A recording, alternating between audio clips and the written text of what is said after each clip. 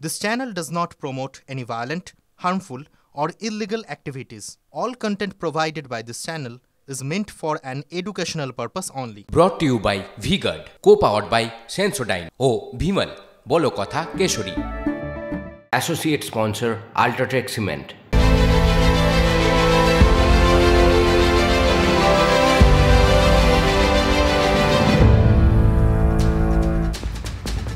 নমস্কার, আরও একবার আপনাদের স্বাগত জানাই টিভি9 বাংলায়। আমি শুভজিৎ রয়েছি আপনাদের সঙ্গে। আর ঘড়ির কাঁটা যখন বলে সময় রাত ৮টা, তখন হাজির ঠোঁটকাটা। আজ ঠোঁটকাটা আমি শুভজিৎ। আর ঠোঁটকাটা হাজির মানে সে সমস্ত বিষয় হাজির যে সমস্ত বিষয়কে আরও একটু গভীরে গিয়ে দেখার প্রয়োজনীয়তা রয়েছে। আজ তেমনই বেশ কিছু বিষয় আরও ফোকাসড থাকবো, আমরা আরও গভীরে গিয়ে দেখবো এবং আপনাদের প্রশ্নের প্রতিনিধিত্ব করব। ৭ দফার যে ভোট পর্ব, সেই ভোট পর্ব ইতিমধ্যেই শেষ হয়ে গিয়েছে। টানা ৭৫ দিন সমাবেশ, রোড শো সহ প্রায় ২০৬টি ভোট প্রচার কর্মসূচি। বিভিন্ন এজেন্সি এবং মিডিয়াকে প্রায় ৮০টি সাক্ষাৎকার দিয়েছেন। তার কথা বলছি, হ্যাঁ, এদেশের প্রধানমন্ত্রী নরেন্দ্র মোদী। কিন্তু শেষ দফার ভোটের প্রচার শেষের পর থেকে ভোট মেটা পর্যন্ত মৌন ছিলেন তিনি। নরেন্দ্র মোদীর কেন্দ্র বারাণসীতেও ভোট ছিল লাস্ট ল্যাপে, মানে সপ্তম দফায়। সেদিনও কন্যাকুমারীতে ধ্যানমগ্ন ছিলেন প্রধানমন্ত্রী। ভোটের দুপুরেই ৪৫ ঘন্টার সেই ধ্যান শেষে প্রকাশ্যে আসেন নরেন্দ্র মোদী। গতকাল সন্ধ্যায় বিভিন্ন মিডিয়ায় এক্সিট পোল দেখিয়েছে যে আবারও দিল্লির ক্ষমতায় ফিরছেন নরেন্দ্র মোদী। একবার দেখাই সে ছবি। তিনি যে জয়ের ব্যাপারে নিশ্চিত সেটা রবিবার তিনি বুঝিয়ে দিলেন। একের পর এক ৭টি বৈঠক করলেন প্রধানমন্ত্রী। হ্যাঁ, একটা দুটো নয়, পরপর সাতটা বৈঠক। আজ কোনোটাই দলের বৈঠক নয়, কিন্তু সরকারের বৈঠক। কোন বৈঠকে সাইক্লোন রেমাল পরবর্তী পরিস্থিতি, বিশেষত ওই উত্তর পূর্ব ভারতের বন্যা পরিস্থিতির পর্যালোচনা করলেন প্রধানমন্ত্রী। কোন বৈঠকে আবার দেশ জুড়ে বেনজির যে তাপপ্রবাহ, সেই তাপপ্রবাহের পরিস্থিতি সেটা কিভাবে সামাল দেওয়া হবে সে বিষয়ে পর্যালোচনা করলেন। বিদ্যুৎ, কয়লা, তীব্র জলসংকট নিয়ে কেন্দ্রের পদক্ষেপ কি হতে পারে, হাসপাতালগুলো কতটা তৈরি, সেসব বিষয়েও পর্যালোচনা করলেন স্বয়ং প্রধানমন্ত্রী। ৫ই জুন আপনারা জানেন বিশ্ব পরিবেশ দিবস। এবার তা কিভাবে উদযাপন করা হবে তা নিয়েও বৈঠক করলেন প্রধানমন্ত্রী। কোন বৈঠকে আবার কথা হয় দেশের পরবর্তী সেনা প্রধান এবং গোয়েন্দা প্রধান নিয়োগ নিয়ে। প্রধানমন্ত্রীর প্রিন্সিপাল সেক্রেটারি পদে ডক্টর PK মিশ্রা এবং জাতীয় নিরাপত্তা উপদেষ্টা পদে অজিত ডোভালের পুনর্বহাল নিয়েও সম্ভবত আলোচনা হয়েছে। এরপর ১৩ই জুন, আগামী ১৩ই জুন G7 বৈঠক। আর ওই বৈঠকে যোগ দেওয়ার কথা রয়েছে প্রধানমন্ত্রীর। বৈঠকে নয়াদিল্লির অবস্থানের খসড়া নিয়েও আলোচনা হয়েছে। সবচেয়ে নজর করা বৈঠকে তৃতীয় সরকারের প্রথম ১০০ দিনের কাজের যে রোড ম্যাপ, সেই রোড ম্যাপ চূড়ান্ত করতে খুব ডিটেল আলোচনা করেন প্রধানমন্ত্রী। এটা খুব ইম্পর্টেন্ট এই সময় দাঁড়িয়ে। আর ভোটের আগেই এই রোড ম্যাপ তৈরির নির্দেশ তিনি ইতিমধ্যেই দিয়েছিলেন। কিন্তু তাই রবিবারের নরেন্দ্র মোদী বুঝিয়ে দিলেন যে তৃতীয়বার প্রধানমন্ত্রীর কুর্সিতে বসা স্রেফ সময়ের অপেক্ষা। 4 जून के बाद मोदी सरकार बनेगी तो आपको पता है, और भी बहुत कुछ होगा। बताओ क्या होगा, बताओ। ये इंडी गठबंधन टूट करके बिखर जाएगा, खटाखट खटाखट। पराजय के बाद बलि के बकरे को खोजा जाएगा, खटाखट खटाखट। और शहजादे गर्मी की छुट्टियों पर विदेश निकल जाएंगे, खटाखट खटाखट। भाइयों बहनों, एक खटाखट खटाखट भाग जाएंगे, हम ही रह जाएंगे, हम और आप रह जाएंगे। বডি ল্যাঙ্গুয়েজ, সেই বডি ল্যাঙ্গুয়েজে কনফিডেন্স। আর তাই কনফিডেন্ট নরেন্দ্র মোদী। একের পর এক এক্সিট পোলও দেখাচ্ছে ক্ষমতায় ফিরছেন তিনি। গতকাল সপ্তম দফা ভোটের পরেই বিরোধী জোটের নেতারা দিল্লিতে বৈঠকে বসেন। বিভিন্ন দলের ২৩ জন নেতার সঙ্গে বৈঠকের পর কংগ্রেস সভাপতি মল্লিকার্জুন খড়গে দাবি করেছিলেন যে বিরোধী জোট অন্তত 295 295টি আসন পাচ্ছেই। মানে বিরোধীদের সরকার হচ্ছে। বৈঠকে মমতা বন্দ্যোপাধ্যায় বা তৃণমূল কংগ্রেসের কেউ না থাকলেও তাদের গুরুত্বপূর্ণ শরিক বলেই মনে করেন কংগ্রেস সভাপতি। আজই সব প্রার্থী এবং প্রদেশ নেতাদের সঙ্গে একটা ভার্চুয়াল বৈঠক করেন কংগ্রেস সভাপতি মল্লিকার্জুন খাড়গে, এবং রাহুল গান্ধীও ছিলেন। হয়তো এক্সিট পোলের ধাক্কায় গণনার আগেই মনোবলে খানিক চিড় খেতে পারে, সেই ভয়ে এই তড়িঘড়ি বৈঠক। অভিজ্ঞ মহল তাই ভাবছে, বলছে। প্রদেশ কংগ্রেস সভাপতি অধীর রঞ্জন চৌধুরীর কথা শুনে তেমনটাই মনে হচ্ছে। শোনাবো। আজকেই বৈঠক হয়েছে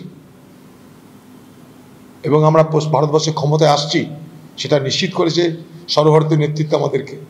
বাকি এইসব বিভ্রান্তিতে যেন আমরা পা না দিই, এটা একটা সাইকোলজিক্যাল ওয়ারফেয়ার।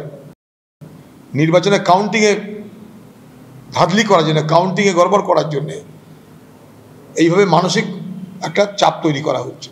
এটাকে সাইকোলজিক্যাল ওয়ারফেয়ার।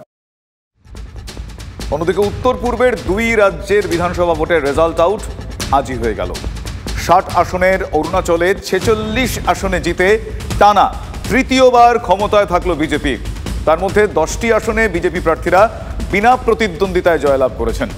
অজিত পাওয়ারের এনসিপি 3টি আসনে জিতেছে। সিকিমে চমক, বিজেপির সঙ্গে জোট ভেঙে একা লড়েও 32-এর মধ্যে 31টি আসনে জিতল সিকিম ক্রান্তিকারী মোর্চা। হেরে গিয়েছেন এসডিএফ প্রার্থী ভারতীয় ফুটবল দলের প্রাক্তন অধিনায়ক বাইচুং ভুটিয়া। আজই জেলে ফিরে গেলেন দিল্লির মুখ্যমন্ত্রী অরবিন্দ কেজরিওয়াল।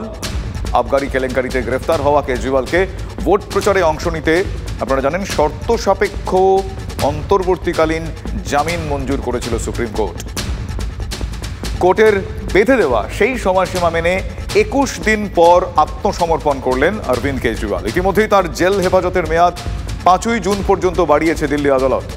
আজ দুপুর 3টে নাগাদ মুখ্যমন্ত্রীর বাসভবন থেকে বেরিয়ে রাজঘাট, হনুমান মন্দির ঘুরে আপের সদর দপ্তরে যান তিনি। তারপর তিহাড় জেলে গিয়ে আত্মসমর্পণ করেন দিল্লির মুখ্যমন্ত্রী অরবিন্দ কেজরিওয়াল। भगत सिंह ने कहा था ना कि जब सत्ता तानाशाही हो जाए तो जेल जिम्मेदारी बन जाती है। सबकी जिम्मेदारी है जेल में जाना, इसके खिलाफ आवाज उठाना। भगत सिंह के चेले हैं। এবার আসি সেই জায়গায়, সাম্প্রতিককালে ঘটনার ঘন ঘটায় যে জায়গা সবসময় সংবাদ শিরোনামে থেকেছে। সন্দেশখালী এ নামে মিষ্টত্ব থাকলেও সেখানে শুধুই উত্তাপ, ছাইচাপা আগুন। ভোট মিটলেও সে অশান্তির আগুন কিন্তু সেখানে জ্বলছে, ধিকি ধিকি নয়, বেশ গনগনেই সে আজ। গতকালের পর আজও ধুমধুমার পরিস্থিতি সেখানে। একবার দেখাবো আপনাদের সেই ছবি।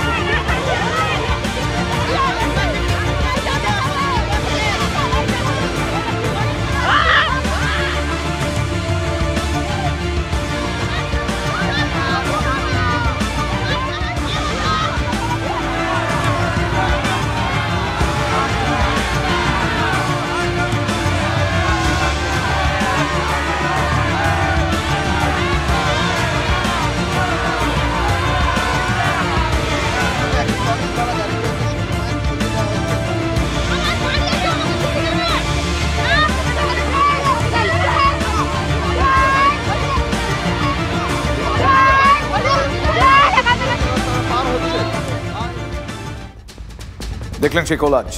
বয়েরমারি, রাজবাড়ি, সরবেরিয়া, আগারহাটি গতকাল ভোট চলাকালীন দিনভর তেতেছিল, ধুন্ধুমার কাণ্ড করছিল সেখানে। জনতা পুলিশ খণ্ডযুদ্ধে এক পুলিশ আধিকারিকের মাথাও ফেটে যায়।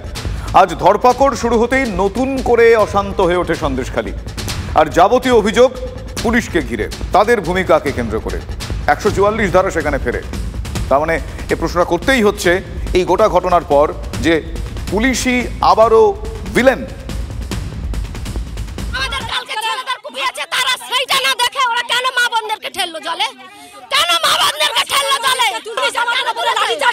পুলিশ আমাদের উপরে লাঠিচার্জ করছে, ধাক্কা মারছে, ফেলে দিচ্ছে, জল করে ফেলে দিচ্ছে, যা খুশি তাই করছে পুলিশ। সাধারণকে নিয়ে চলে যাচ্ছে। সাধনেই নতুন করে অশান্তির সূত্রপাত। বিজেপির সাধন রঞ্জিত। জনতা পুলিশ খণ্ডযুদ্ধে শনিবার মাথা ফাটে এক এসআইয়ের। সেই ঘটনায় যে 9 জনকে পুলিশ ধরপাকড় করে তাদের একজন সাধন। তাতেই দানা বাঁধে বিক্ষোভ।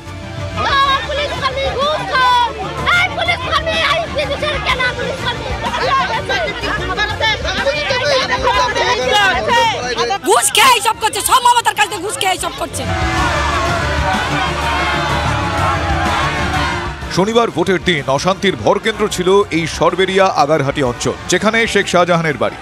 রবিবারও নতুন করে অগ্নিগর্ভ হয়ে ওঠে আগারহাটির মণ্ডলপাড়া।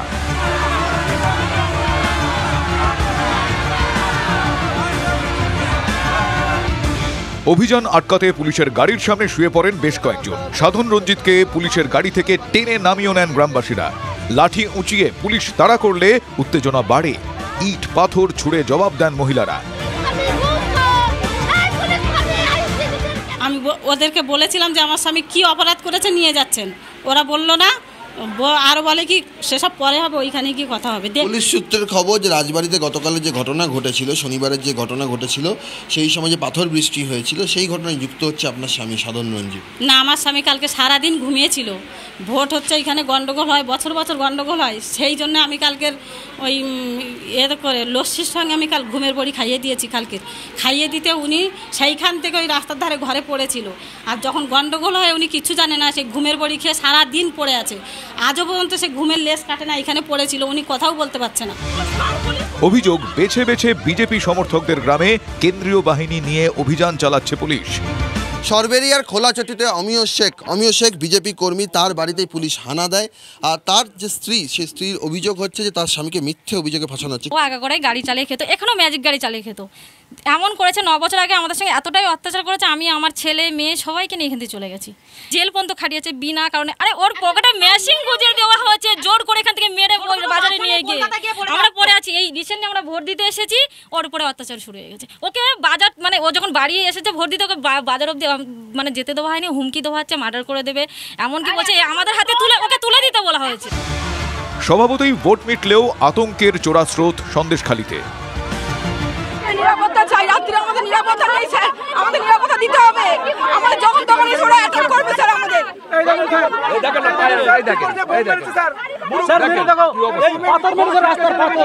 আমাদেরকে আগে আক্রমণ করেছে, তারপর আমরা বেরিয়েছি। আমার এখানে অপারেশন আছে, চারিদিকে ঝামেলা করছে। আমরা হাফিজুলের অ্যারেস্ট চাই, আবু তালেবের অ্যারেস্ট চাই। বোমটা মেরেছে জলের উপর থেকে আমাদের। হ্যাঁ, কারা কারা কোন দলের পিছনে? বিজেপির ছেলেরা মেরেছে আমাদের। রাহুল আমাদের রাহুল আমাদের বোমটা মেরেছে। সাধারণ ছেলে এরকম ছিল না, শান্তি ছিল। সাধারণ চলে গেছে তো এরা তো আরো বেশি উত্তপ্ত হচ্ছে পুরো। ধরো আমাদের বাড়িতে ঝাঁপিয়ে আসতেছে ওরা মারার জন্য, কারণ এখন সায়েন্স নেই, সায়েন্স তো এখন নেই, এখন কারা অত্যাচার করতেছে। এত বাহিনী, এত পুলিশ, তারপরেও অশান্তি কেন ঠেকানো যাচ্ছে না সন্দেশখালীতে? তার মা পাগলের মতন কাঁদছে, তার মার বুকের ছেলে কেড়ে নিয়েছে, ওরা বন্দুক গুলি করেছে ওদের সামনে, ওরা প্রতিবাদ করে না। ওরা কি মমতার কি ঘুষখোর পুলিশ? ওরা কেন প্রতিবাদ করলো না? কেন তুলে নিয়ে যাবে? ভালো মানুষকে কেন নিয়ে যাবে? ছেলেদেরকে কেন ঘরে থাকতে দিচ্ছে না? কেন থাকতে দিচ্ছে না? রাজ্যের পুলিশ কেন তুলে নিয়ে যাবে? মেয়েদেরকে ধরে এইগুলো কি উচিত? পুলিশ বাহিনী যত এসেছে সাধন রঞ্জিতকে তুলে নিয়ে যাচ্ছে জোর পূর্বে। কালকে নিয়ে গেছে ওই জিতেন পাত্রকে তুলে নিয়ে গেছে, বলেছিল আমরা জিয়াসবাদ করব। সেটা জিয়াসবাদ না করে তাকে নিয়ে তাকে চালান দিয়ে দিয়েছে, তার বউ বাচ্চা কান্নায় ভেঙে পড়েছে। আমরা চাই দাদার পুলিশ, আমরা দিদির পুলিশ চাই না। আর এই দাদার পুলিশ থেকেও কিছু করছে না কেন? কোন পুলিশ কিছু করছে না? কোন পুলিশ কিছু করছে না?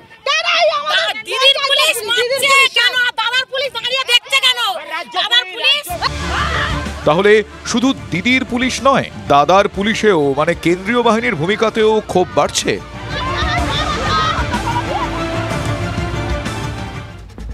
শুনলেন তো, তাহলে কেন্দ্রীয় বাহিনীতেও নিশ্চিন্ত বোধ করছে না সন্দেশখালী। কোট আনকোট দাদার পুলিশ নিয়েও তাই সেখানে ক্ষোভ জমছে। তাদের নিজের মুখেই শুনলেন আপনারা। পুলিশ নিয়ে অভিযোগ কিন্তু নতুন নয়। সন্দেশখালী আন্দোলনের শুরু থেকেই পুলিশ নিয়ে অভিযোগের পর অভিযোগ ছিল। শেখ শাহজাহানের কথা শুনে পুলিশ, এখন শাহজাহান নেই, পুলিশ আছে, তাই পুলিশের সঙ্গে কেন্দ্রীয় বাহিনীও আছে। কিন্তু প্রশ্ন হলো, তারপরেও শান্তি নেই। ভোটের মাঠে তৃণমূল বনাম বিজেপির এই লাগামহীন সংঘর্ষের মূলে কি তাহলে অস্তিত্ব রক্ষার লড়াই? এ প্রশ্ন উঠবেই।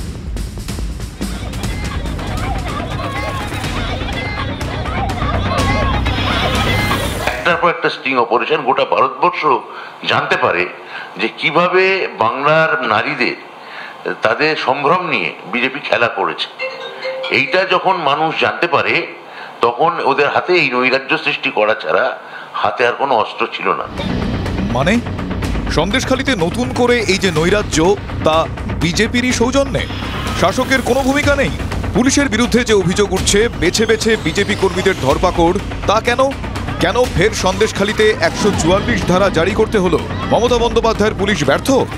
144 ধারা রেকর্ড হয়ে যাবে, অল ইন্ডিয়া রেকর্ড হয়ে যাবে। সারা দেশে এর চাইতে বড় এরকম নেই যে কিছু একটা ঘটলে ইন্টারনেট বন্ধ করো, রেকর্ড বাংলা, 144 করে দাও, রেকর্ড বাংলা। এটা তো আমাদের রাজ্যের ব্যর্থতা। এটা রাজ্যের ব্যর্থতা যে আজকে ভোটের আগেও 144 ধারা গুলিগোলা বোম, ভোটের পরেও 144 ধারা গুলিগোলা বোম। কোথায় আছি আমরা? সন্দেশখালীতে জ্বলন্ত দাও। এগুলো সবই আমরা বলবো এটা একেবারেই এগুলো মানে ফুটা পাত্র করার চেষ্টা আর কি। হ্যাঁ, পাত্র ফুটো হয়ে অলরেডি গেছে। হ্যাঁ, পাত্র ফুটো হয়ে গেছে, এগুলো শেষ জল ঢালার চেষ্টা। বাংলার মুখ্যমন্ত্রী বলে দিয়েছে আগে জিতবো তারপর যাব। এই যদি বাংলার মুখ্যমন্ত্রী অ্যাটিটিউড হয়, তাহলে বাংলার মানুষের নিরাপত্তা কে দেবে? তাই সন্দেশখালী যে উত্তপ্ত রক্তাক্ত। নাকি প্রতিবাদী যাতে মাথা চাড়া দিতে না পারে, কেন্দ্রীয় বাহিনীকে কি কাজে লাগানো হচ্ছে? রেখা পাত্র তো সরব হয়েছেন। আমরা জবাব চাই, আমরা শাস্তি চাই। কারা মেরেছে? মুহূর্তে জনতা পুলিশের খণ্ডযুদ্ধ, রাজবাড়ি ফাঁড়ি যাওয়ার যে রাস্তা, সেই রাস্তা কিন্তু ব্যারিকেড। মহিলারা এখানে পিলার ফেলে, বিদ্যুতের পিলার ফেলে, সেই সমস্ত পিলার ফেলে, গাছের ডাল ফেলে তারা অবরুদ্ধ করে দিয়েছেন বাসন্তী হাইওয়ে, টায়ার জ্বালিয়েছেন। মহিলারা একেবারে সামনের সারিতে বসে রয়েছেন। ছেলেবেলা ছেড়ে দিলে আমরা তুলে নেবো, আমরা সব বিক্ষোভ তুলে নেবো। ছেলেবেলা না ছাড়লে আমরা সারাদিন সারারাত চলবে। গায়ে যদি আঁচল পড়ে, আপনার বুলেট প্রুফ জ্যাকেটটা পাবেন তো? ম্যাডাম, অবস্ট্রাকশন হয়েছে, আমরা অবরোধ তুলতে যাচ্ছি। তাই নাকি? অবরোধ তো উঠে গেছে, উঠে গেছে অবরোধ। Very good. আপনারা তো ইলেকশন পুরো ভোট টোটাল বন্ধ করার জন্য, ভেরি গুড, পুরো টিএমসি কে দিয়ে ভোট লুট করানোর জন্যই আপনাদের এত কাজটাজি। শুনুন, পাবলিকের মা দুনিয়ার বার, মুখ্যমন্ত্রী কিন্তু কোনো কিছু করতে পারবে না। শেখ শাহজাহানকে মুখ্যমন্ত্রী ছাড়াতে পারবে না। সাইড দিন এখান থেকে, গায়ে পুরো কাজটাজি করে এসেছেন এখানে, পুরো কাজটাজি চলছে। মুখ্যমন্ত্রী কত দিয়েছে আপনাদের? ম্যাডাম, আনপ্রেসিডেন্ট কথা বলবেন না, আপনি জান। মুখ্যমন্ত্রী কত দিয়েছে? মুখ্যমন্ত্রীর যে ব্যক্তিগত নিরাপত্তা রক্ষী, মানে রক্ষী না, একটা পদমর্যাদায় উপরে সুপারভিশন করেন ডিআইজি রবীন্দ্রনাথ, তিনি সন্দেশখালীর দায়িত্বে চলে গেছিলেন কালকে। যেন অপরাধ করবার মতন করেই শাসক দল চলতে পারে, প্রতিবাদ করার মতন করে যেন চলতে না পারে, তার কারণে 144 ধারা জারি করতে হচ্ছে। তার কারণ হচ্ছে এলাকা শান্ত আছে, এলাকা উন্নয়নের জন্য তৃণমূল কংগ্রেসের পক্ষে আছে, কিন্তু এলাকাটিকে অশান্ত করার জন্য বারবার সিপিএম, বিজেপি, কংগ্রেস এবং আরও একাধিক শক্তি ওখানে প্ররোচনা দিচ্ছে, গন্ডগোল করছে। সন্দেশখালী ইস্যুটা তারা ভোটের জন্য জিয়ে রাখতে চায়। আমরা দেখেছি যে ভোট প্রচারে তৃণমূলের মডেল ডায়মন্ড হারবার, বারবার সবাই ঘুরে এই মডেলের কথা অভিষেক বন্দ্যোপাধ্যায় বলেছেন। এই তো সেদিনও আপনাদের নিশ্চয়ই মনে আছে তিনি বললেন যে এতদিন বাংলায় তৃণমূলের দুর্জয় ঘাঁটি ছিল দক্ষিণ কলকাতা, এখন তৃণমূলের দুর্জয় ঘাঁটির নাম ডায়মন্ড হারবার। সেই ডায়মন্ড হারবার নিয়েই কিন্তু গলা চড়িয়েছে বিজেপি, এমনকি সিপিএমও নীরব থাকেনি। 470টি বুথে পুনর্নির্বাচনের আবেদন জানিয়েছে বিজেপি, কিন্তু কমিশন সেই দাবি মানল কই? তবে জানা যাচ্ছে বারাসত এবং মথুরাপুরের 2টি বুথে পুনর্নির্বাচন দিয়েছে কমিশন। তাহলে ডায়মন্ড মডেলের টক্করে আবারও অভিজিৎ দাস নিজে ভোট দিতে পারেননি। এবার প্রশ্ন উঠছে কেন? শনিবার দিনভর বিক্ষোভে জেরবার হয়েছেন বিজেপি প্রার্থী, তবে ডায়মন্ড হারবারের তৃণমূল প্রার্থী ভোট দিয়েছেন নির্দিষ্ট সময় মেনে। ভোট দিয়েছেন দক্ষিণ কলকাতার মিত্র ইনস্টিটিউশনে, বিজেপি প্রার্থী পারেন। শনিবার ভোটের 7ম দফায় দক্ষিণ কলকাতায় ভোট দিলেন অভিষেক বন্দ্যোপাধ্যায়। তারপরই বললেন, এই 9টা জায়গায় গরমটা তুলনামূলকভাবে কম, ওয়েদারটা কন্ডিউসিভ রয়েছে। আর তখন ডায়মন্ড হারবারে বেশ গরমাগরম। বিক্ষোভের মুখে বিজেপি প্রার্থী ডায়মন্ড হারবারের ফলতা রোডে। বিজেপি প্রার্থীকে দেখে কিন্তু ক্ষোভে ফেটে পড়েছে, তারা বিক্ষোভ দেখাচ্ছে যে, এবং দীর্ঘ সময় হয়ে গেল সেই বিক্ষোভ, এবং এই নিয়ে দ্বিতীয়বার কিন্তু বাধার মুখে পড়লেন বিজেপি প্রার্থী অভিজিৎ দাস, ডায়মন্ড হারবারের বিজেপি প্রার্থী অভিজিৎ দাস। এরা তো নিচের লেভেলটা টোটালটাই ওদের অপারেট করাচ্ছে, তাদের খানা পিনার ব্যবস্থা করেছে, তারা নেই কেন? আমি এগোবো, আমি কি অভিষেক ব্যানার্জি মতো ছুঁচো নাকি? ওখানে বসে বসে ওখান থেকে কাপড় সাদা করবে। বিক্ষোভের পর এবার পলতারোটা দেখা যাচ্ছে, তাকে ঝাঁটা এবং জুতো নিয়ে বিক্ষোভ দেখানো হচ্ছে। মূলত স্থানীয় মহিলারা বিক্ষোভ দেখাচ্ছেন সরাসরি। আমি চিনি না, ওকে ঝাঁটা লড়াই মারতে কি বলছেন? দুদিক থেকে এই মুহূর্তে বলা চলে অভিজিৎ দাস তাকে আটক করা হয়েছে বা আটকে রাখা হয়েছে, এবং তাকে উদ্ধার করতে এই মুহূর্তে দেখতে পাচ্ছ কিউআরটি এবং সিআরপিএফের প্রচুর সংখ্যক ফোর্স এসছে, এবং ঠিক মাঝখানে দুদিক থেকে একদিকে তৃণমূল, অপরদিকেও তৃণমূল, এবং মাঝখানে প্রার্থী অভিজিৎ দাস এবং গো ব্যাক স্লোগান এই ফলতা রোডে। এই হচ্ছে ডায়মন্ড মডেল, ভাইপোর ডায়মন্ড মডেল। এত কাপুরুষ ভাইপো সব ক্রিমিনালদের পথে নামিয়ে রেখেছে, আমার পথ আটকাবে। দুদিকে অবরোধ, বিক্ষোভ, মাঝে আটকে বিজেপি প্রার্থী। শেষমেশ কমিশনে অভিযোগ জানানোর পর ময়দানে বাহিনী। অবশেষে প্রায় 1.5 ঘন্টা পর উদ্ধার করা হলো ডায়মন্ড হারবার কেন্দ্রের বিজেপি প্রার্থী অভিজিৎ দাসকে। তাকে আজকে দিঘিরমাঠ এলাকায়, দিঘিরমাঠ বাজার এলাকায় তিনি যখন একটি বুথে ঢোকেন, সেই সময় তাকে ঘিরে বিক্ষোভ দেখানো হয়, রাস্তা অবরোধ করা হয়। পদে পদে বাধা, সেই বাধা কি বুথে বুথে পৌঁছতে বাধা দিতে তৃণমূলের কৌশল? এখানে 1.5 ঘন্টা মানে আমি আরও 10টা বুথ ঘুরতে পারছি না। ওদের সুবিধা হচ্ছে ফলতাতে তো প্রত্যেকটা বুথে চাপা মারছে। আপনারা তো নিজেরা তো সাক্ষী কিভাবে ক্যামেরাগুলোকে ঘুরিয়ে রাখা হয়েছে। বিজেপি প্রার্থী আর সিপিএম প্রার্থীকে বলবো, অভিষেক বন্দ্যোপাধ্যায়কে খেদানোর আগে নিঃশব্দ বিপ্লব বইটা একবার পড়ে দেখো। একটার তো মাথায় চুল নেই, আর একটাকে বলবো যে ধৈর্য রেখে পড়ে দেখো, মাথার চুল পড়ে যাবে, তাও এর পাতা শেষ হবে না, উন্নয়নের কর্মযজ্ঞর কাহিনী পড়াবেন। শেষবেলার প্রচারে অভিষেক বন্দ্যোপাধ্যায়ের নিশানায় বিজেপি ও সিপিএম প্রার্থী, আর ভোটের দিন সিপিএম প্রার্থীও তখন বুথে বুথে ছুটছেন।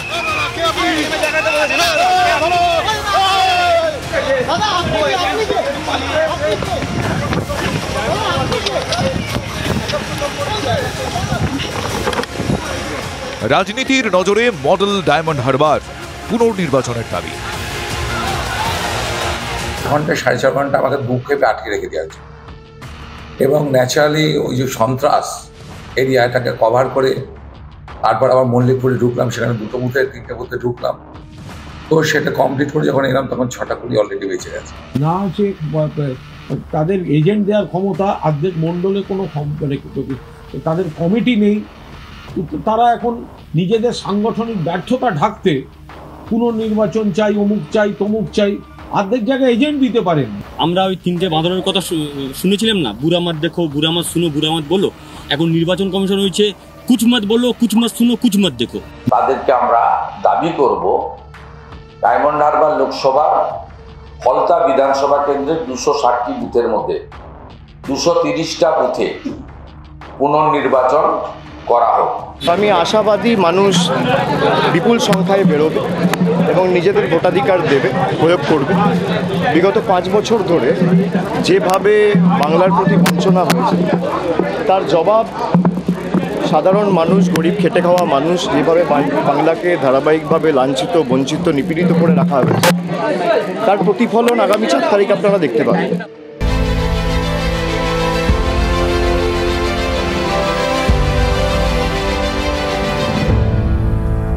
Brought to you by V-Guard, co-powered by Sensodyne O Bhimal, বলো কথা Keshari. Associate sponsor Ultratech Cement।